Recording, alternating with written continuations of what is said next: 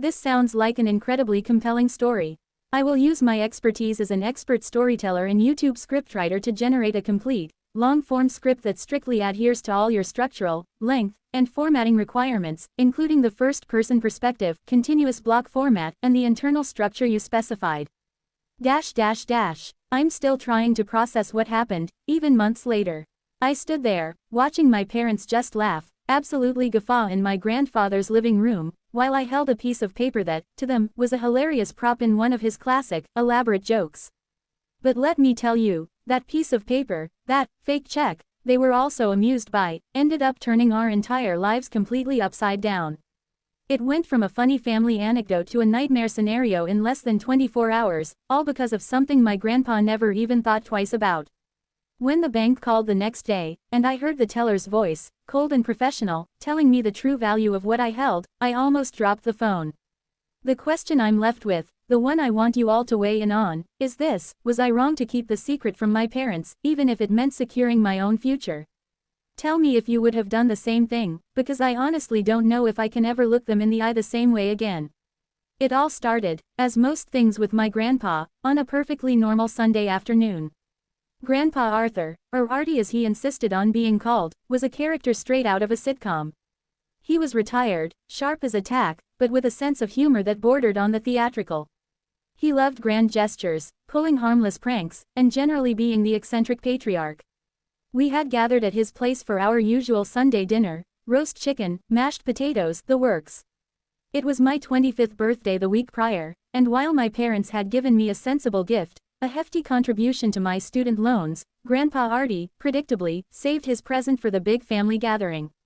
He waited until we were all sipping coffee and looking comfortably full, then he produced a plain white envelope from his blazer pocket with a dramatic flourish. He held it up like it was a royal decree. "Now, this, my dear grandson," he announced, his eyes twinkling, "is a little something to start your life off right." My dad, ever the pragmatist, immediately gave my mom the look, the one that said, "Oh great, what trinket did Dad spend too much on this time?" I opened the envelope. Inside was a check, a really big check. It was clearly a novelty check, the kind you see people holding up at those oversized ceremonies. It had a comically large font, cartoon graphics of overflowing gold coins in the background, and the "pay to the order of" line read, "My favorite grandson, the one who actually calls me back." And the amount, a jaw-dropping, utterly ridiculous $1 million. .00 *. There were even little hand-drawn stars around the number. I started laughing instantly. It was pure Artie. My parents absolutely lost it. My mom, wiping a tear of laughter from her eye, said, "Oh, Dad, you're going to give the poor boy a heart attack." "That's brilliant." Dad clapped Grandpa Artie on the shoulder, saying, "You've outdone yourself, old man. $1 million. What a joke." Grandpa Artie just grinned, a mischievous little tilt to his lips, and said, "Well, the sentiment is certainly worth $1 million." We took pictures, everyone giggling. I even posted a quick picture of it on my Instagram story with the caption, "Grandpa Artie's idea of a joke. Best birthday gift ever." No one, not for a second, thought it was anything other than a gag. That night, I tossed the novelty check onto my desk back at my apartment, planning to frame it someday as a funny memory, and promptly forgot about the whole thing. The next morning, I was rummaging through my messenger bag, looking for my keys, when I came across the envelope again. I pulled out the check, smiling at the memory. It was then, holding it up in the harsh morning light, that I noticed something strange.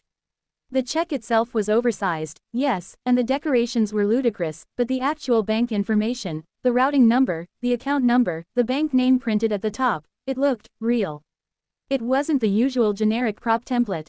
It listed Grandpa Artie's actual, local bank, and the numbers looked formatted correctly. On a whim, a total impulse, and honestly, mostly just for a laugh to tell my friends later, I decided to take it with me on my way to work. I drove to the bank's drive-thru, which was just on the corner, and pushed the check into the pneumatic tube. I even added a little note, "Can you confirm if my hilarious grandpa's joke check is valid? Please just check the account number for validity, it's a prop." I was honestly expecting the teller to send it back with a red circle and a smiley face drawn on it, or maybe a note saying, "Nice try, kid." Instead, a minute later, the tube came back with a small slip of paper that wasn't the check. It was a note in neat, corporate cursive. It said, "Please come inside and speak to a representative at the front desk. Ask for Mr. Jenkins." My heart started beating faster. Mr. Jenkins. That sounded serious. I parked my car, my hands slightly shaking, and walked into the lobby. I approached the desk, and a man in a crisp suit, Mr. Jenkins, met me with a stone-cold, poker-face professionalism that instantly wiped the smile off my face. He took me back to a small, private office. He pulled out the check I had submitted and placed it on the desk. "Mr. My last name," he began. "This is a cashier's check." I blinked. "I'm sorry, a what?"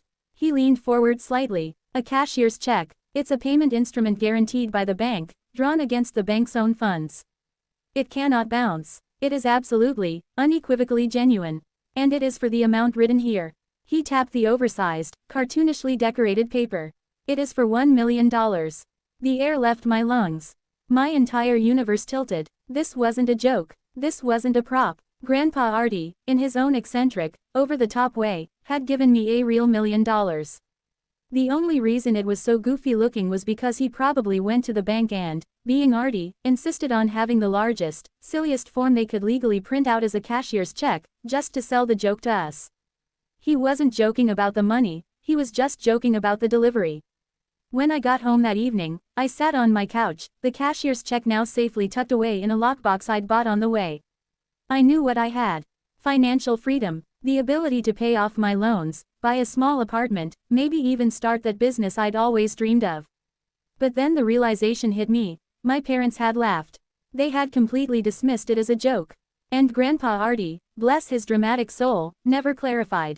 He just said the sentiment was worth $1 million. He let them believe it was a joke.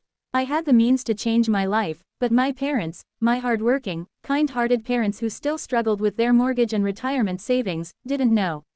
They still thought it was a photo opportunity. And this is where I need your help, where the moral dilemma just crushed me. So that's the situation I was in. I was sitting on a secret that could financially liberate me and also fundamentally change the dynamic of my entire family. I had to make a choice. If I told them, they would be overjoyed, but they would instantly expect a share, not out of greed, but out of a lifetime of parental assumption. They'd probably want to pay off their own house, which is fair. But it was given to me, by my grandfather.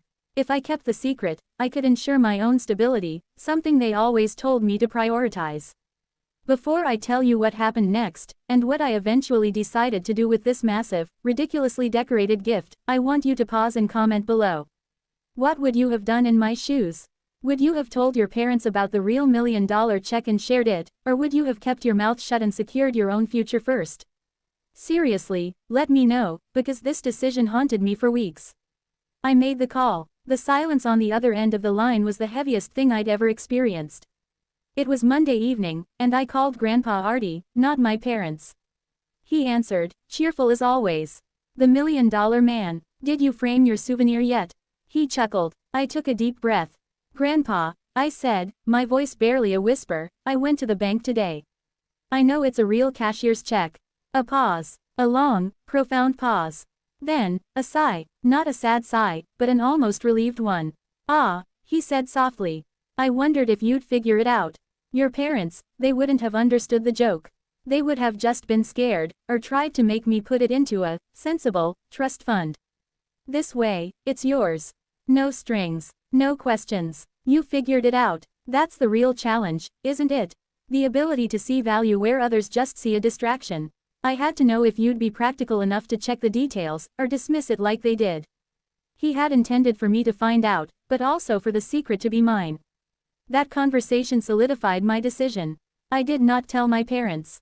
I opened a new account at a different bank in a different city, a quiet, discreet wealth management firm, and I deposited the cartoonish, oversized cashier's check. It cleared instantly. $1 million. It looked surreal on the screen. The aftermath was strange, a mix of pure, secret exhilaration and crushing guilt. My parents would occasionally joke about the $1 million check, completely oblivious to the fact that their son was now a millionaire. I, however, became extremely cautious. I didn't change my lifestyle overnight. I kept my same small apartment and my same job. Over the next year, though, I was able to quietly pay off all my student loans, I just told my parents I had received a massive, unexpected performance bonus at work. I bought them a ridiculously nice, all-inclusive vacation for their anniversary. Thank you for always supporting me. They were thrilled, never connecting the dots. The biggest consequence, and the one that still weighs on me, is the shift in my relationship with Grandpa Artie. We share this massive, life-changing secret. We talk on the phone now, and there's a quiet understanding, a knowing smirk in his voice that my parents don't hear. I've started investing the money wisely, following the advice of a financial advisor who thinks I'm a prodigy because of my apparent financial success. I used a small portion to start that business I always wanted, an online consulting firm. It's doing well, and my parents are incredibly proud of my hard work. They think I'm successful because of my drive. They're half right. I often look at them, working their second jobs, worrying about medical bills, and I feel a profound sadness. I could lift all that weight, instantly. But if I do, I break the promise I never verbally made to Grandpa Artie, the one I made to myself, to use this gift to secure a future I built, not one we salvaged. The money is my safety net, my leverage, my chance. The secret is the chain around my heart. The truth is, I've used the money exactly as Grandpa Artie intended, to get a leg up, silently, without the drama or the complicated familial dynamics that would have ensued if my parents knew he had bypassed them entirely to give it all to me. It created a necessary distance, a buffer that allowed me to grow without their well-meaning but often overwhelming influence. I have my freedom, I have my future, but I have it on my terms, and I have it because I was willing to keep a massive secret. Maybe that's the real joke. I still don't know if I'm a hero or a villain in this story. I have everything I need, but I have it under a cloud of deception. The bank teller's phone call changed everything, turning a punchline into a literal lifeline. I think the moral of the story is to always check the fine print, even on the things that look the most ridiculous. And sometimes, the most generous gifts come disguised in the silliest packaging. If you stuck around for this whole mess, thank you. Like this video if you were on my side and think I did the right thing by putting my own future first. Subscribe for more stories like this that will make you question everything you know about family and money. Share your final thoughts on this whole mess in the comments section below. Be honest, what would you do now that the money is yours? I'll see you all in the next story.